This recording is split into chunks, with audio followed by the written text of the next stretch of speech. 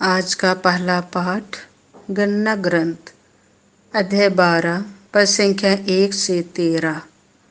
मूसा साधारण नबी नहीं है, उसकी निंदा करने में तुम्हें डर क्यों नहीं लगा? मूसा ने एक इथोपियाई स्त्री से विवाह किया था। इस इथोपियाई पत्नी के कारण मिरियम और हारून मूसा की निंदा करने लगे। उन्होंने कहा, क्या प्रभु केवल मूसा के द्वारा बोला है? क्या वह हमारे द्वारा भी नहीं बोला है? प्रभु ने यह सुना। मूसा अत्यंत विनम्र था। वह पृथ्वी के सब मनुष्यों में सबसे अधिक विनम्र था। प्रभु ने तुरंत मूसा, हारून और मिरियम से कहा, तुम तीनों दर्शन कक्ष जाओ। तीनों वहां गए।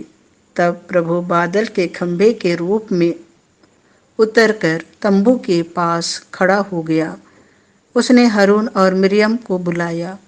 दोनों आगे बढ़े और प्रभु ने उनसे कहा, मेरी बात ध्यान से सुनो। मैं तुम्हारे नबियों के दिव्य दर्शनों में दिखाई देता हूँ और स्वप्न में उनसे बातें करता हूँ। मैं अपने सेवक मूसा के साथ ऐसा नहीं करता। मेरी सारी प्रजा में वही विश्वसनीय है। मैं उससे पहेली नहीं बुझाता, बल्कि आमने सामने स्पष्ट रूप से बातें करता हूँ। वह प्रभु का स्वरूप देखता है।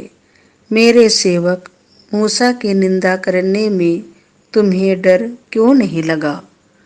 प्रभु का क्रोध उन पर भड़क उठा और वह उन्हें छोड़कर चला गया। तब बादल तंबू पर से हट गया और मिरियम का शरीर कोढ़ से बर्फ की तरह सफेद हो गया। हारून ने मिरियम की ओर मुड़कर देखा कि वह कोढ़हीन हो गई है। हारून ने मूसा से कहा, महोदय, हमने मूर्खतावश पाप किया है। कृपया हमें उसका दंड ना दिलाएं। मिरियम को उस मृत जात शिशु के सदृश ना रहने दे, जिसका शरीर जन्म के समय आधा गला हुआ है। मूसा ने यह कहते हुए प्रभु से प्रार्थना की, हे ईश्वर, इसका रोग दूर करने की कृपा कर। यह प्रभु की वाणी है। संत मत्ती के अनुसार पवित्र सुसमाचार अध्याय 14 पद संख्या 22 से 36। मुझे पानी पर अपने पास आने की आज्ञा दीजिए।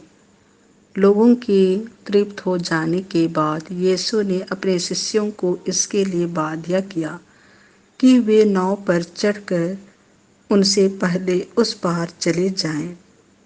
इतने में वह स्वयं लोगों को विदा कर देंगे। यीशु लोगों को विदा कर एकांत में प्रार्थना करने के लिए पहाड़ी पर चढ़े। संध्या होने पर वह वहां अकेले थे। नाव उस समय तट से दूर जा चुकी थी। वह लहरों से डगमगा रही थी, क्योंकि वायु प्रतिकूल थी। रात के चौथे पहर यीशु समुद्र पर चलते हुए शिष्यों के पास आए। जब उन्होंने यीशु को समुद्र पर चलते हुए देखा तो वे बहुत घबरा गए और यह कहकर, यह कोई प्रेत है, डर के मारे चिल्लाने लगे। यीशु ने तुरंत उनसे कहा, धीरज धरो, मैं ही हूँ, डरो मत। पेतरुस ने उत्तर दिया, प्रभु, यदि आप ही हैं तो मुझे पानी पर अपने पास आने की आज्ञा दीजिए। यीशु ने कहा, आ जाओ। पेतरुस नाव से उतर गया और पानी पर चलते हुए यीशु की ओर बढ़ा, किंतु वह प्रचंड वायु देखकर डर गया और जब डूबने लगा तो चिल्ला उठा, प्रभु, मुझे बचाइए। यीशु ने तुरंत हाथ बढ़ाकर उसे थाम लिया और कहा, रे अविश्वासी, तुम्हें संदेह क्यों हुआ? वे नाव पर चढ़े और वायु थम गई। जो नाव में थे उन्होंने यह कहते हुए यीशु को दंडवत किया, सचमुच आप ईश्वर के पुत्र हैं। वे पार उतरकर गन्नेसरेत पहुंच गए।